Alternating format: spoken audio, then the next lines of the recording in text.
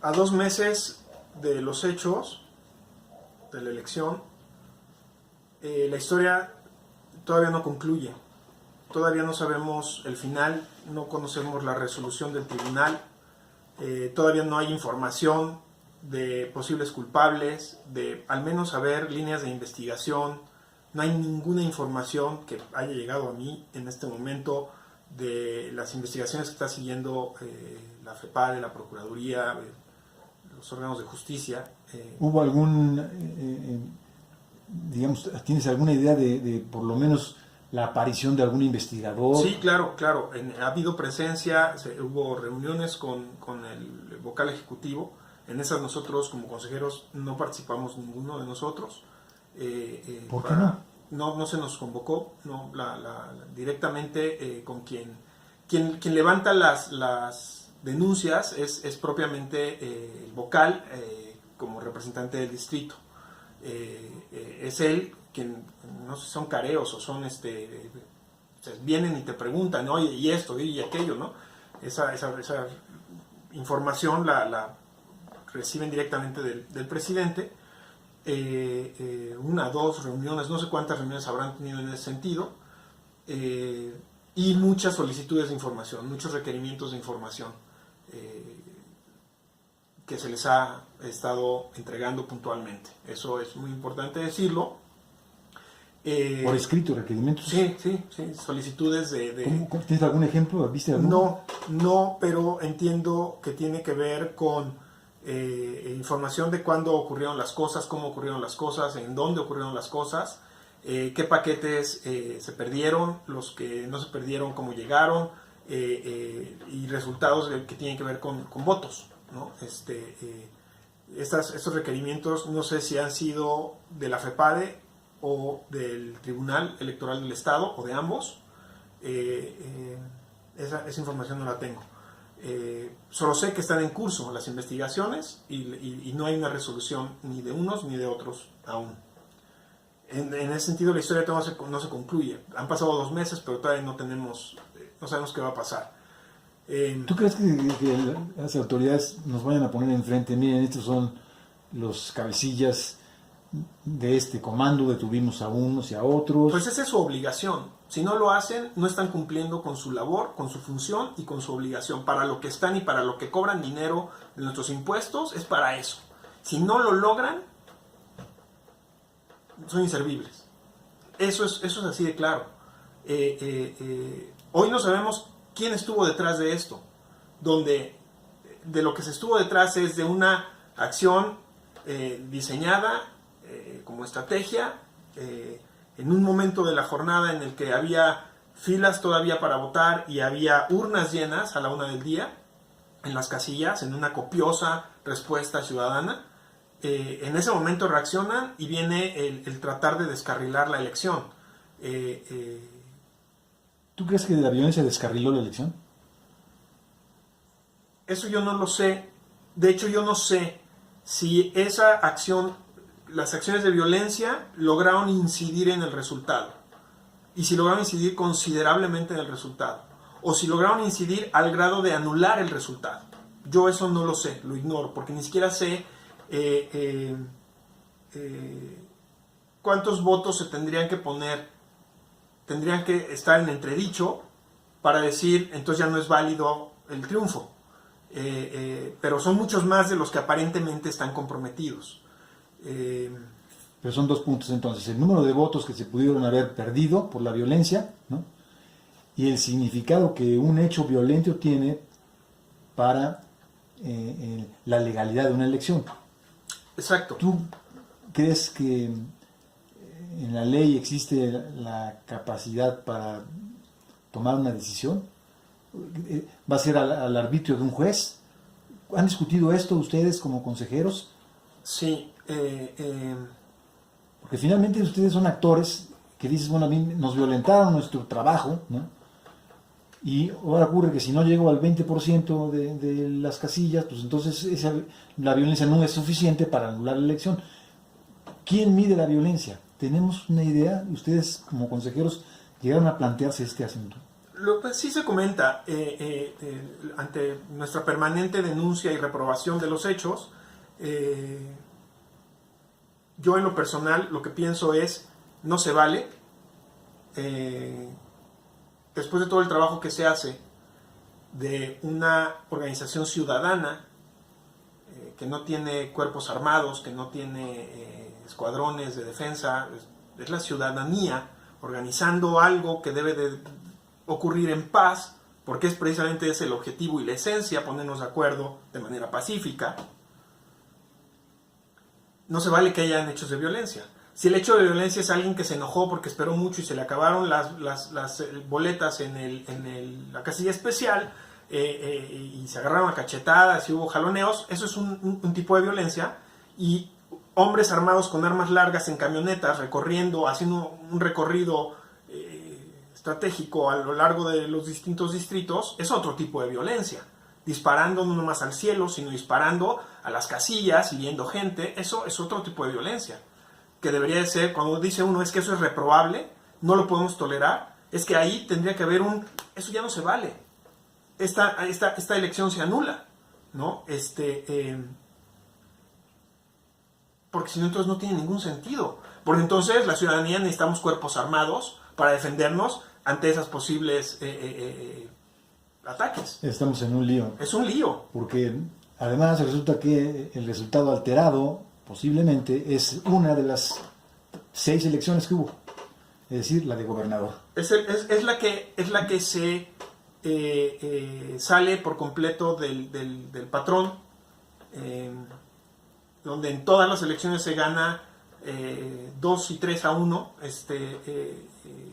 por el partido Morena, y justo en la de gobernador no, es la única en donde no ocurre. Obviamente, pues sí, obviamente uno piensa y uno dice, pues es obvio que eso, por eso lo hicieron. Bueno, pero esas son conjeturas y probarlo está en chino. ¿Tú crees que la autoridad federal investiga esto? ¿La FEPADE va a ir a fondo?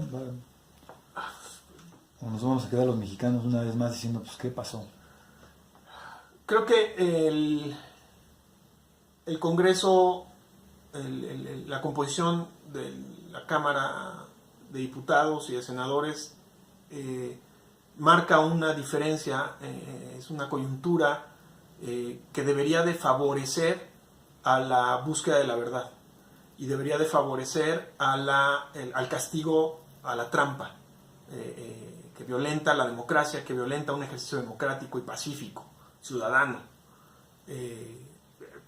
Pienso que eso debería de favorecerlo, que debería de generar presión sobre investigadores, sobre jueces, sobre quienes van a decidir si hubo trampa o no la hubo, si la trampa es lo suficientemente válida como para anular la elección, que también eso es muy puntual la ley en ese sentido, una ley que hay que definitivamente mejorar, ¿no? Es un hecho, pero bueno, esa es la que hay ahorita y con esa a eso nos tenemos que atener. Lo que yo creo que es irrelevante, mi esperanza es de que haya justicia. Mi exigencia es que si las autoridades no nos dicen quién estuvo detrás, si fue un poder estatal, si fue pudo haber sido otro partido que trató de estabilizar, pudo haber sido muchos. El gran problema es que no sabemos, el gran problema es que somos esta sociedad civil violentada por fuerzas oscuras, ¿no? ¿Y qué es lo que acaba de pasar hace 2 días en la UNAM? Una sociedad civil de jóvenes que se manifiestan pacíficamente y que son agredidos por fuerzas de choque, por grupos de choque, fuerzas oscuras, intereses oscuros, que nadie sabe, nadie supo. Esperemos que haya lo mismo, que haya autoridades que señalen quiénes son los culpables y haya castigos ejemplares. Y eso deje de ocurrir, porque eso es exactamente lo que nos está pasando en el país, en todos lados. De hecho, una última pregunta. Tú tienes 2 hijos, hija, hijo, muy jóvenes. Cuando llegaste esa noche, ¿tuviste una conversación con ellos o en los días siguientes? ¿Qué reacción ves en esa población juvenil con una dificultad enorme, como cualquier joven, de mirar para atrás, de saber de dónde venimos? no somos buenos contadores de historias reales, a lo mejor ficticias sí, pero saber lo que ocurrió hace 15, 10 años, 20, para un joven es muy difícil.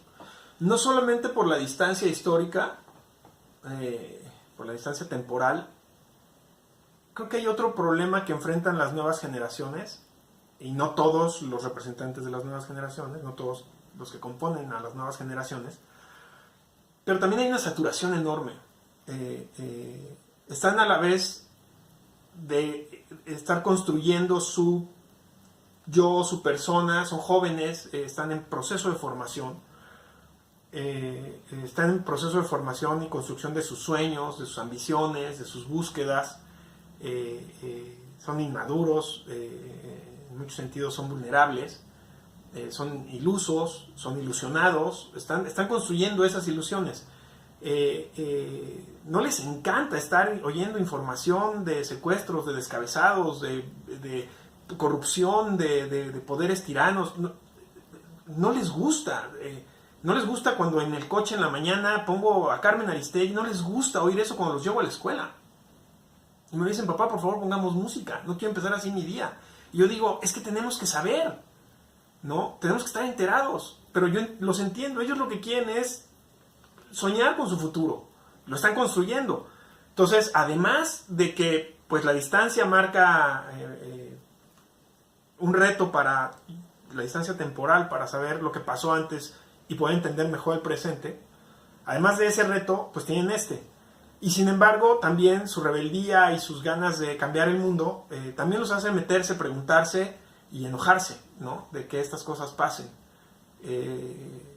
Por supuesto, lo hablé con ellos, por supuesto, con vergüenza, porque hay un dolor, hay un dolor personal. Cuando yo veo las fotos de las casillas rotas, tiradas, quemadas, balazos en las ventanas, no veo gente, solamente nos mandan las fotos de miren cómo quedó este muladar, de varias casillas. Cuando yo veo esas fotos, me sentí muy triste. Me sentí ultrajado, sentí que me habían arruinado algo que habíamos trabajado durante tanto tiempo para que estuviera impecable, como lo estuvo en muchísimas casillas que no fueron violentadas. Y me dolió algo tan... Ver las boletas, los votos de los ciudadanos tirados en el piso, me dolió mucho. Y me dolió mucho llegar a decirles a mis hijos, pues nosotros estamos haciendo nuestra chamba, estamos luchando por vigilar la elección, porque la elección ocurra y se cuenten todos los votos. Y desgraciadamente me siento la enorme vergüenza como sociedad, como adulto de esta realidad, de este momento de México, como ciudadano. Me da mucha vergüenza con mis hijos de que sea el desmadre que tenemos como país y como realidad. Pero pues es lo que es. ¿Vas a seguir siendo consejero? ¿No? No lo sé. En cuanto venga el siguiente, yo tengo por 3 procesos obtuve el puesto de consejero.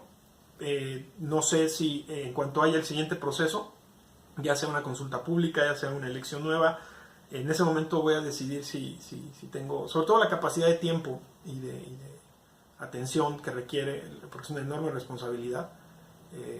El de participar es algo que aprendí muchísimo, lo disfruté mucho. Sí creo que me gustaría seguir colaborando y contribuyendo. Estoy convencido que la participación de todos hace toda la diferencia, lo cambia todo. Y por eso sí tengo el enorme compromiso. Si no puedo, por mis responsabilidades y obligaciones, pues ya participaremos de otra manera. Melchor Morán Mailén, muchas gracias por darnos este testimonio. Yo creo que la memoria se construye y se construye así, hablando y contando lo que sucedió y expresando las emociones como lo has hecho. Te agradezco mucho, Melchor. Muchas gracias por ayudarme en este trabajo. Muchas gracias.